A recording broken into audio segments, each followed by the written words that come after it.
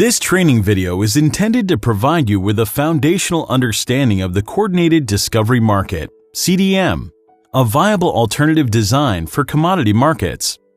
Through a patent-pending approach, CDM presents a better exchange market for commodities, able to conduct all trades at market clearing prices, with radically improved price discovery, lower total cost of transactions, and effectively suspending the need to hedge.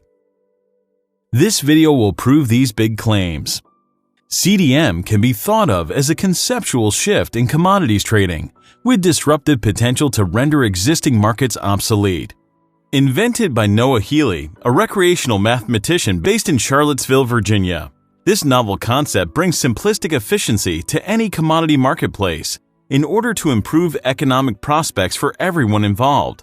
Stay with me, because over the next few minutes, you'll get a front row seat to learn what CDM is, how it works, and how it defeats the outdated, complex, and inefficient modus operandi of existing marketplaces to a better outcome.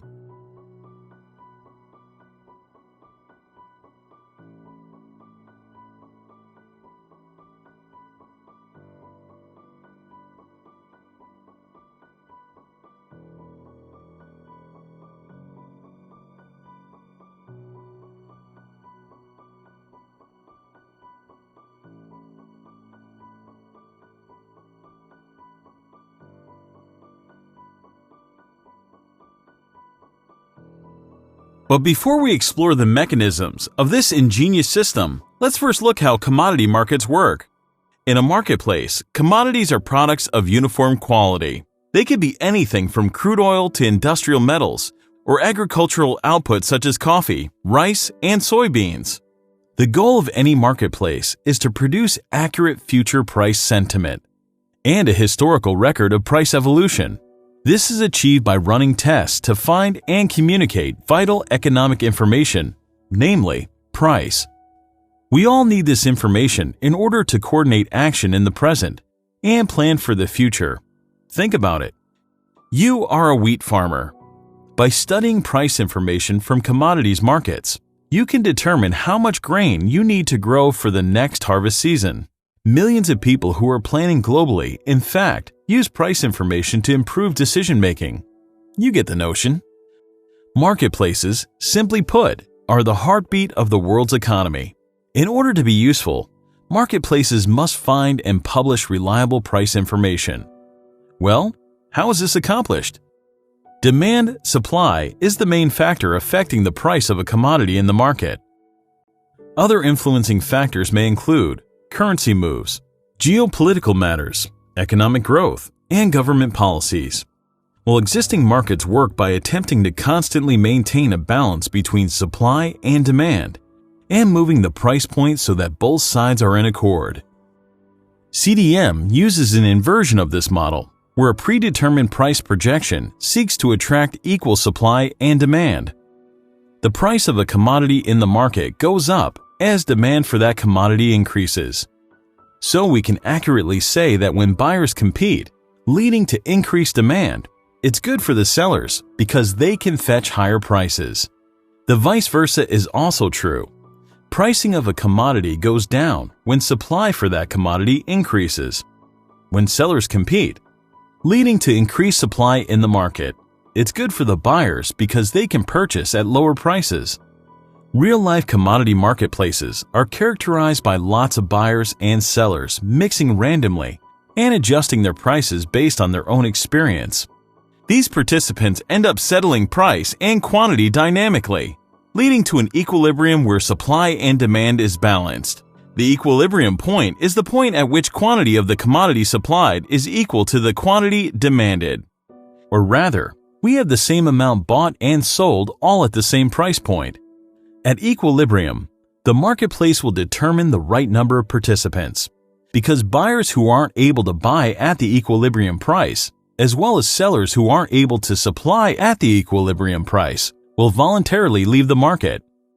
This sweet spot represents the accurate price of the commodity being traded, and is also the point at which both buyers and sellers get the maximum value for the trade. The CDM and the ordinary markets will provide reliable price information.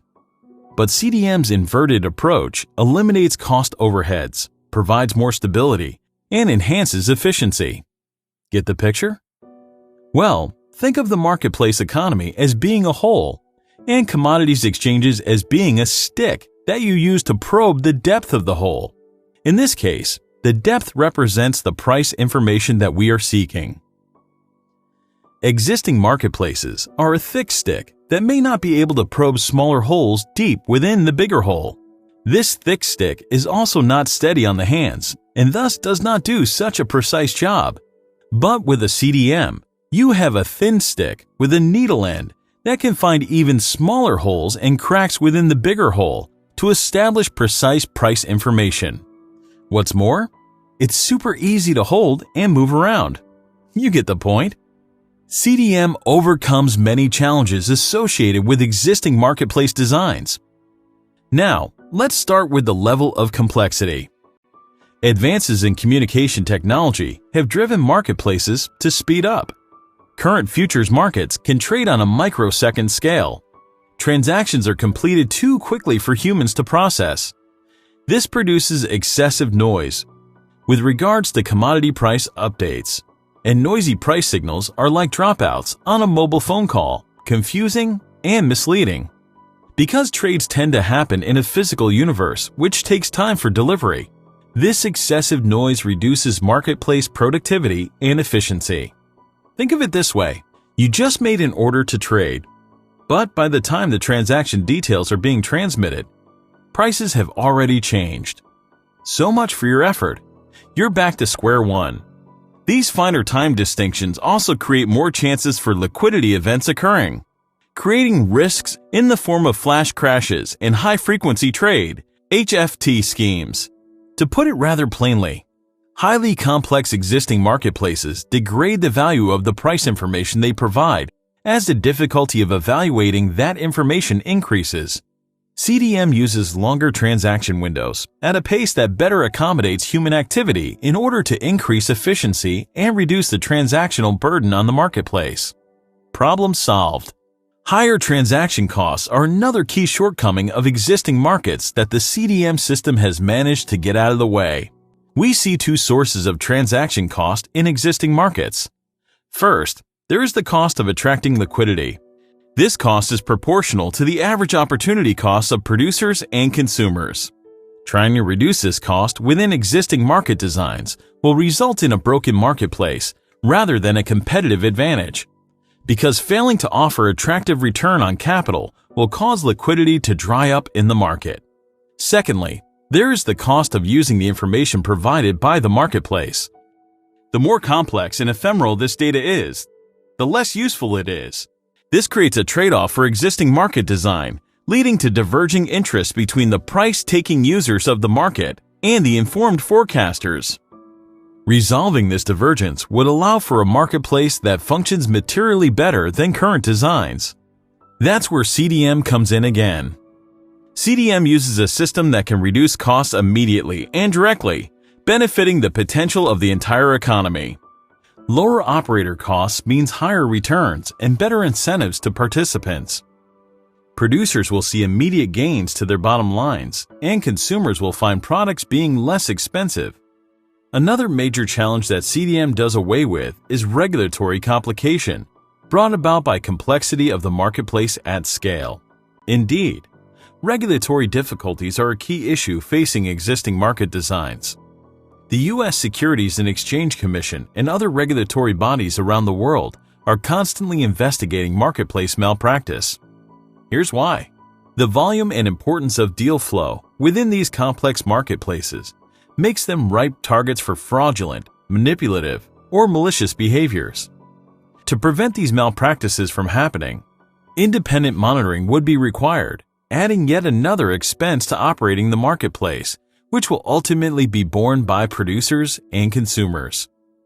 Any simplification that damages liquidity is not an option either, so regulation becomes a complex and technical aspect that can drive up costs. One difficulty is that many manipulations are known to be plausibly deniable. This is structurally linked to the unification of trade and forecasting in existing market designs. Effectively, every action is a trade and a forecast and a manipulation, so isolating intent is difficult. So, how does CDM seek to resolve this warped challenge? Cheating is always punished and never profitable. Let's break this down. In a CDM, forecasting pays off based on the value of information contributed to the market. Users who make forecasting errors will have their investments redistributed to pay those who made correct guesses. This approach essentially eliminates competition between forecasters and traders for commodity flow while actually sharpening the competition for information provision. This very straightforward change in market design has three effects. 1. Leverage elimination. Because high speculative return is a structural part of the market design, the need for leverage to achieve acceptable returns vanishes. There's no longer a need to monitor forecasting participants in the CDM because the maximum loss they can incur is the amount they initially invested in their speculation. Similarly, forecasters do not need access to any of the commodities being traded because they have not and very likely will not take a trading position. Pure speculation earns much higher returns than speculative trading as it incurs no delivery or storage costs, no commissions, and any potential gains to be made from speculative trading could be profitably eliminated through price speculation. 2. Eliminate market manipulation. CDM makes trades for delivery in order to validate and reward its published price curve successfully. Inserting erroneous information will only serve to lower everyone's return, including the hypothetical manipulator. Any attempts to manipulate CDM markets will be unprofitable because the only practical effect of success is depression of trade, which is difficult because anybody aware of the manipulation can make a great return correcting it. What's more, manipulating prices to damage markets is illegal, and such attempts in CDM will be obvious, therefore prosecutable. Third, eliminate money laundering. Thanks to CDM's superior design, money launderers have no safe abode in the marketplace. Since the amount of speculative capital has been greatly reduced, and the destination of speculative capital is uncontrollable, the only entity capable of directing a monetary flow for ulterior purposes is the marketplace itself. But because the marketplace operates by executing a fairly simple algorithm, and performance is universally published, any attempt to do such would be recognizable by any party that cared to scrutinize. Now that we know how a CDM is superior to existing market design, let's dive right into its inner workings. To start with, who are the participants in a CDM? In a CDM, the market acts as the central feature with three participants: producers, consumers, and forecasters. In a snapshot, producers are in the market to sell, consumers to take delivery, and forecasters to provide price information. Let's go into a little more detail to clearly understand what these roles are all about. As a producer, you make deliveries of commodities in the market. You see the market's stable price for present trades and the market projections for all future trading times. You may choose to act on the present price, which is publicly published and available for everyone to see, eliminating market risk and mitigating the requirement to hedge. Let's say you're a wheat farmer looking to tap into CDM's improved price discovery. You'll see a calendar of price evolution that is as accurate as all human users are capable of establishing. This current price will be fixed for logistically sensible timeframes and will be specific to the wheat industry. So you'll be able to offer your wheat to millers and make delivery, as well as expect to be paid securely. For using the market, you'll pay a fixed commission that is lower than the average cost you currently encounter. As a consumer, you're in the CDM to buy commodities and take delivery of these commodities according to a contract. Your position is symmetrical to that of a producer. Consumers see the market's stable price for present trades and the market projections for all future trading times and make purchase decisions accordingly. Let's take, for instance, wheat millers. If you're a wheat consumer, or rather a miller, you'll use the price information distributed by the CDM to determine whether and when you're going to buy wheat, as well as what volume you may want to buy. You'll pay a fixed commission for using the CDM that is lower than the average cost you currently encounter. Consumers need to escrow payment for their order, The market will then inform you on how this order is to be met, and as delivery is made, the payments are freed to the supplier and the commission portion to the marketplace. Forecasters are the third and last participant in the CDM. These are investors who believe they can improve the price projections. They submit their guesses on future price changes. Forecasters never have to make or take delivery of the actual commodity.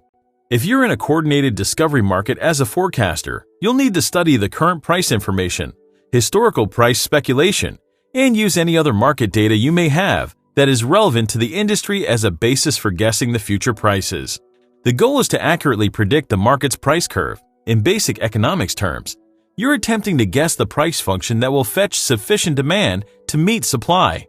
You invest capital to do this that is determined by how much future price information you wish to add to the system. The investment capital collected from all the forecasters will be held in a pari-mutuel pool.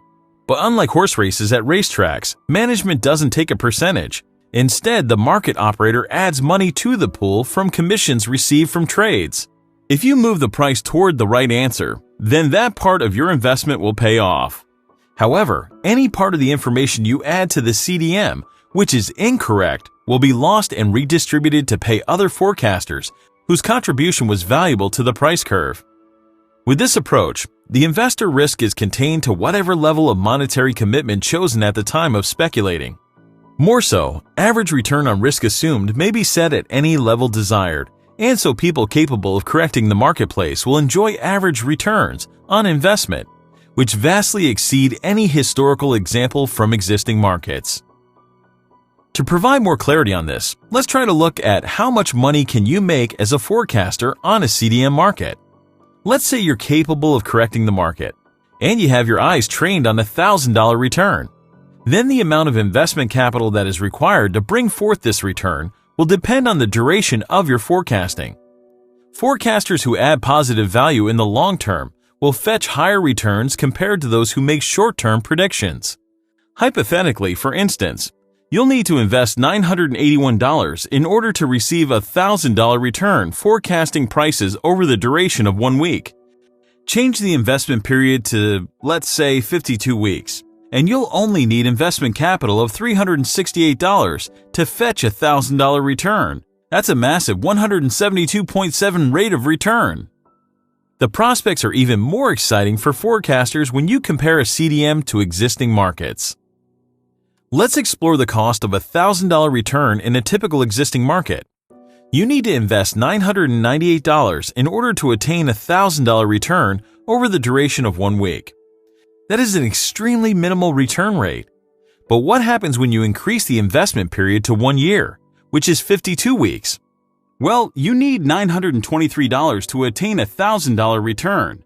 That is a meagerly return rate of 8.32. However way you look at it, the difference in investment potential between a CDM and an existing market is dramatic, making even comparing the two seem ridiculous. Now that you understand how forecasting works on a CDM, as well as how producer and consumer participant roles utilize the market, let's dwell a while on the market itself. The market and all the participants want the same thing: maximum trades at clearing prices to occur.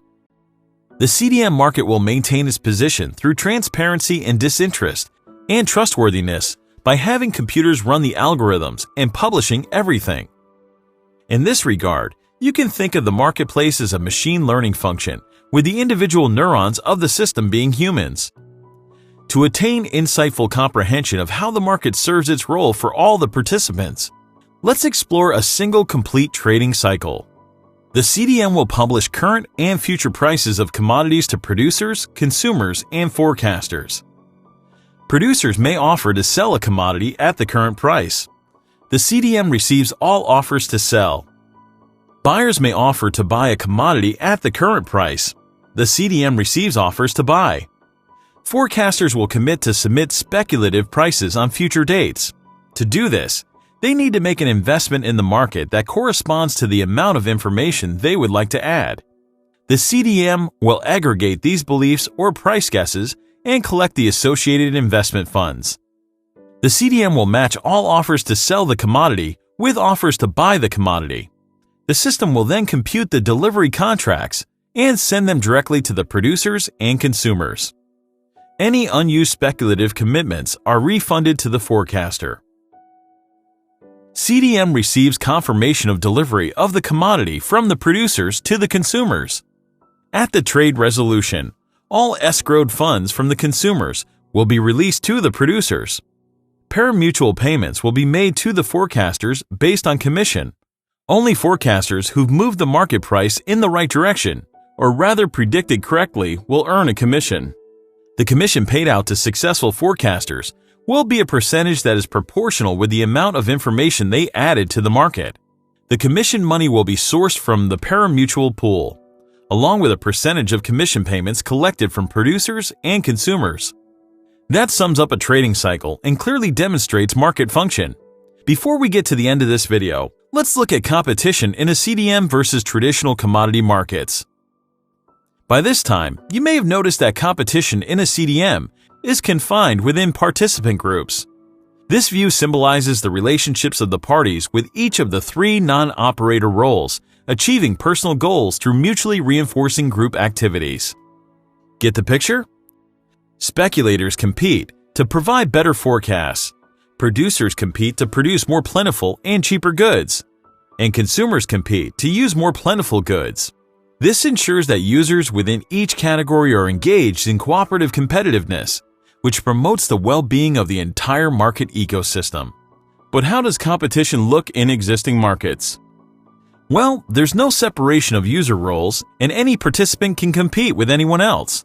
This creates a competitive situation where each user will look out for their own best interest, even at the expense of others. CDM superior performance can also be demonstrated in terms of risk behavior. In existing markets, risks are generally modeled as normal, although the tails are known to be fatter than that.